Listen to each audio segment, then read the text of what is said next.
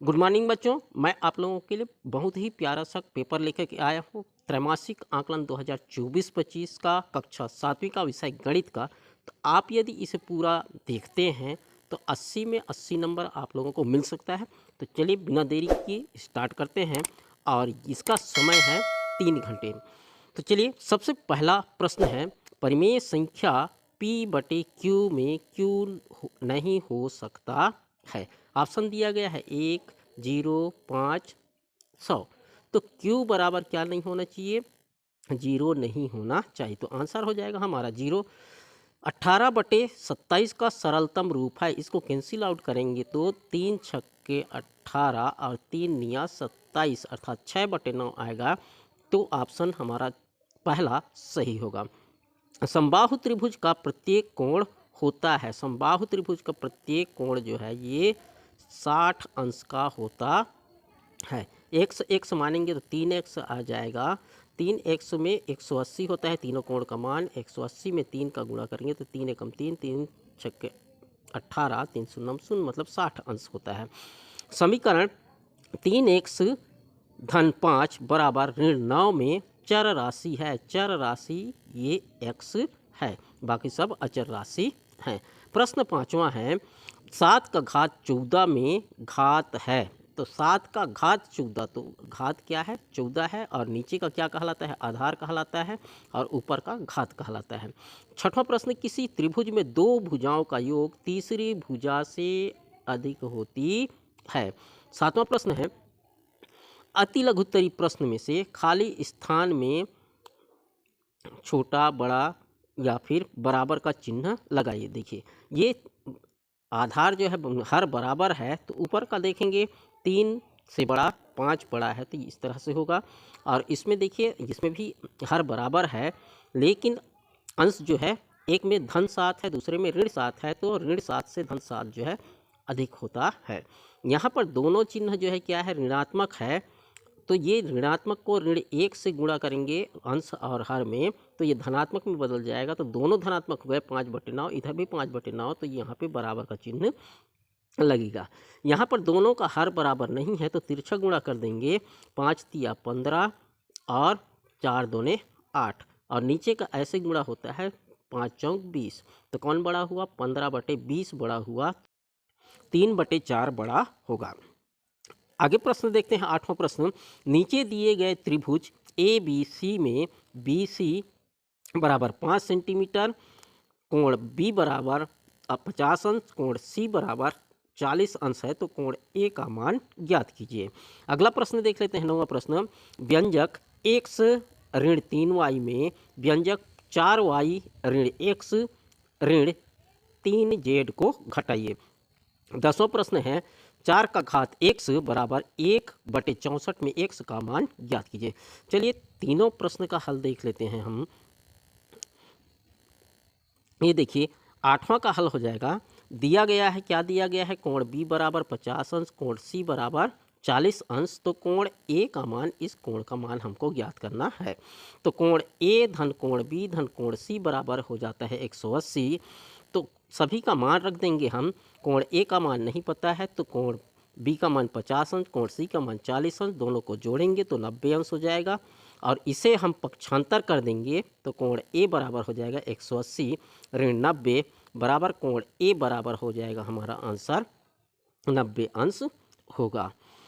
9वां का हल होगा, x ऋण 3y में 4y ऋण x ऋण 3z को घटाइए। तो हम यहाँ पे ऋण का चिन्ह लगा देंगे और इसको ब्रैकेट में डाल देते हैं। अब इसको हम हल करेंगे तो x ऋण 3y ऋण, यहाँ पे धन है यहाँ पे ऋण है, तो धन में ऋण का गुणा ऋण हो जाएगा। यहाँ ऋण और यहाँ भी ऋण, ऋण में ऋण का गुणा ये धन हो जाएगा। और यहाँ ऋण, तो यहाँ भी ऋण में ऋण का गुणा धन हो जाएगा, तो ये 3z होगा। इस तरह से ये x और ये x जो है दोनों धनात्मक है तो ये जुड़ जाएगा तो 2x हो जाएगा। ये 3y और ये 3y दोनों ऋणात्मक है तो जुड़ करके ये 4 3 7 ऋण 7y हो जाएगा। और 3z का कोई भी सजाती पद नहीं है तो ये 3z होगा। इस तरह से ये जो है हमारा आंसर होगा। 10वां प्रश्न का आंसर होगा, x घात 4 बराबर 1/64 में x का मान ज्ञात करना है। इस x का मान ज्ञात करना है। तो 4 का घात x बराबर 1/4 का घात 3। यदि 4 को हम 64 का हम अभाज्य गुणनखंड करते हैं तो ये 4 चौक 4 एक 4 एक कम 4, 4 छक्का का 24 और 4 चौक 16 हो जाता है। मतलब 4 का घात कितना हो जाएगा? 3। तो 4 का घात 3 होगा। तो अब इसको पक्षांतर करेंगे, मतलब अंश को हर बनाएंगे, हर को अंश बनाएंगे। तो ये एक नियम है, 1/a का घात m है, यदि उसको अंश में ले जाते हैं तो उसका ये घात का जो धनात्मक है वो ऋणात्मक में बदल जाता है। ठीक उसी तरह से ये 4 का घात ऋण 3 हो जाएगा। तो x बराबर क्या हो जाएगा? ऋण 3 हमारा आंसर होगा। क्लियर है? 11वां प्रश्न, एक त्रिभुज ए बी सी की रचना कीजिए जहां ए बी बराबर 5 सेंटीमीटर, कोण बी बराबर 45 अंश, कोण बी सी बराबर 4 सेंटीमीटर। लघुत्तरी प्रश्न में है 12वां प्रश्न, निम्नलिखित में प्रत्येक परिमेय संख्या का तुल्य परिमेय संख्या लिखो। कितना निकालना है ये नहीं दिया गया है। 2/5, 3/4, ऋण 5/4 का। 13वां प्रश्न है, मान ज्ञात कीजिए 4 का घात 12 गुणित 4 का घात 10। दूसरा 4 का घात 12 भागित 4 का घात 10। चलिए इनका आंसर देख लेते हैं। 11वां का आंसर होगा, सबसे पहले क्या करेंगे, ए बी स्केल की सहायता से 5 सेंटीमीटर का रेखाखंड खींचेंगे। उसके बाद कोण बी पर हम 45 अंश का चांद की सहायता से क्या करेंगे, ये इस तरह से कोण खींचेंगे। तीसरी काम क्या करेंगे, हम बी से सी तक की दूरी जो है 4 सेंटीमीटर दिया गया है, तो बी से सी तक 4 सेंटीमीटर का चाप लेकर के इस तरह से चाप काटेंगे और ये कटान बिंदु ही सी बिंदु होगा और सी बिंदु और ए बिंदु को मिला देने से ये त्रिभुज ए बी सी की रचना हो जाती है। 12वां का हल होगा तुल्य परिमेय संख्या। 2/5 का 2 से गुणा करेंगे अंश और हर से, तो ये आ जाएगा 2 अंश का अंश से गुणा कर देंगे, हर का हर से गुणा करेंगे, 2 दूने 4, 5 दूने 10। दूसरा निकालते हैं तो 3 से गुणा कर देते हैं, अंश में भी और हर में भी, तो 3 दूने 6 हो जाएगा और 5 दिया 15 होगा। तो 2/5 का तुल्य भिन्न क्या हो जाएगा, 4/10 और 6/15।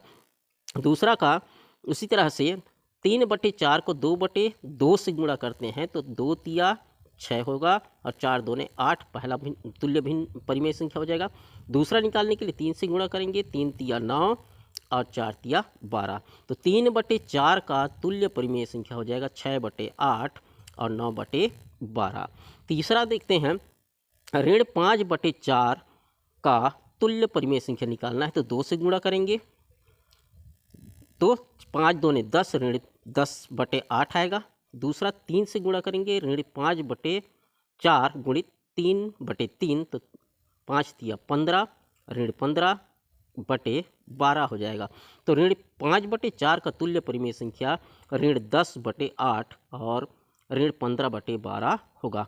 हम जितनी भी संख्या चाहते हैं उतने आगे हम क्या करते जाएंगे, बढ़ाते जाएंगे और गुणा करते जाएंगे। 13वां का आंसर होगा 4 का घात 12 गुणित 4 का घात 10।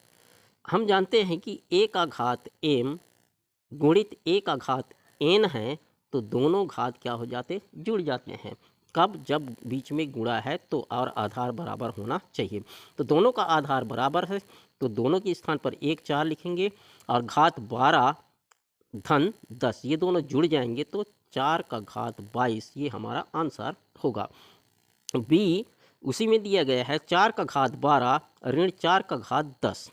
तो यहाँ पर भाग है चूंकि दोनों के बीच में, तो भाग में घात जो है घट जाता है, तो 4 का घात 12 ऋण 10 हो जाएगा।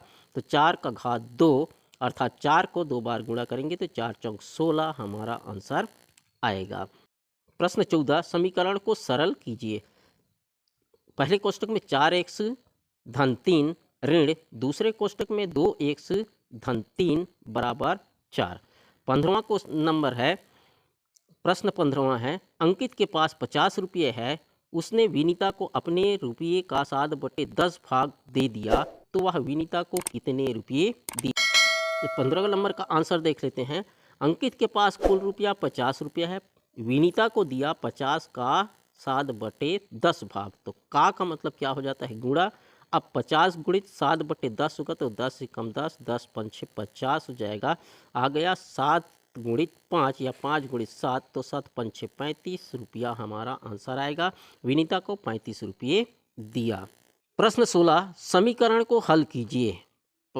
3 पहले कोष्टक में 1 ऋण 3 बराबर 5 दूसरे कोष्टक में 2 1 ऋण 1, अथवा दिया गया है किसी संख्या के 7 गुने में 3 जोड़ने पर उसका मान 31 हो जाता है, संख्या ज्ञात कीजिए। प्रश्न 17वां, कोष्टक का हल कर मान ज्ञात कीजिए। 4 एक्स धन कोष्टक के अंदर 2 एक्स ऋण सर्पाकार कोष्टक 3 बी धन छोटा कोष्टक के अंदर 2 बी, अथवा दिया गया है समकोण कर्ण भुजा सर्वांग समता क्या है, सचित्र समझाइए। चलिए 16 और 17 का आंसर देख लेते हैं। 16, 3 पहले कोष्टक में एक्स ऋण 3 बराबर 5 कोष्टक के अंदर 2 एक्स ऋण 1। अब इसको हम गुणा करेंगे, पहले पद का के साथ गुणा होगा, उसके बाद दूसरे पद के साथ गुणा होगा 3 का, तो 3 का एक्स के साथ गुणा करेंगे 3 एक्स हो जाएगा, 3 का 3 से गुणा करेंगे तो 3 तिया 9 होगा, यहाँ पे ऋण चिन्ह है तो ऋण ही रहेगा। उसी तरह से 5 का गुणा 2 एक्स से करेंगे, फिर 5 का गुणा 1 से करेंगे, चूंकि यहाँ ऋण है तो यहाँ पे ऋण ही रहेगा।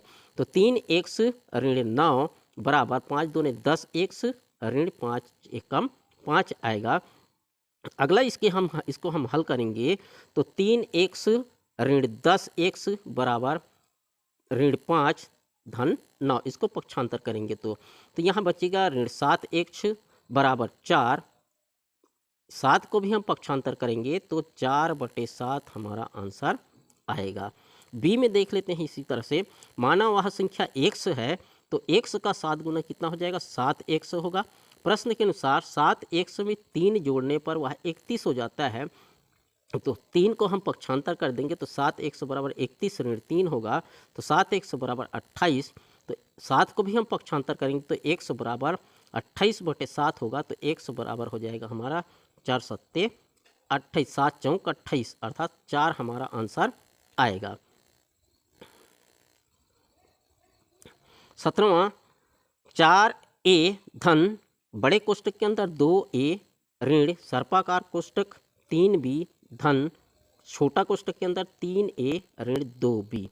अब सबसे पहले हमें ये 3 कोष्टक दिया गया है, ये तीनों कोष्टक में सबसे पहले ये छोटा कोष्टक को हल करना पड़ेगा। तो यहाँ को कुछ नहीं करेंगे, सीधा छोटा कोष्टक में जाएंगे, यहाँ पे धन और धन का गुणा धन ही हो जाएगा, क्योंकि यहाँ पे कोई सजाती पद नहीं है ना, तो जुड़ेगा ना ही घटेगा।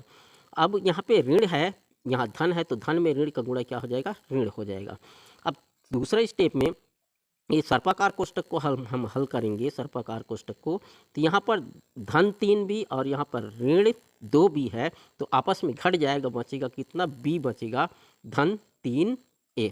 अब इस कोष्टक को हटाएंगे तो यहाँ पे धन है, धन में ऋण का गुणा ऋण होगा, यहाँ पे धन है, धन में ऋण का गुणा ऋण 3, 4a धन बड़े कोष्टक के अंदर 2a ऋण b ऋण 3a।